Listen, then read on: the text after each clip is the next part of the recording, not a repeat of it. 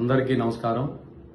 ఈరోజు కనిగిరి నియోజకవర్గంలోని పామూరు బస్టాండ్ సెంటర్లో మన ముఖ్యమంత్రి జగన్మోహన్ రెడ్డి గారి సభకి కనిగిరి నియోజకవర్గంలోని నలుమూల నుంచి వచ్చినటువంటి వైఎస్ఆర్సీపీ కార్యకర్తలు, వైఎస్ఆర్సీపీ కుటుంబ సభ్యులు, అవ్వలు, తాతలు, అక్క, చెల్లెమ్మలు అందరికీ నా పేరున కృతజ్ఞతలు తెలియజేస్తున్నాను. అలాగే స్వచ్ఛందంగా వేలాది సంఖ్యలో ఈరోజు మన సీఎం జగన్మోహన్ రెడ్డి గారి బహిరంగ సభకు పాల్గొని సీఎం గారి సభని జయప్రదం చేసిన ప్రతి ఒక్కరికి నా పాదాభివందనాలు తెలియజేస్తున్నాను.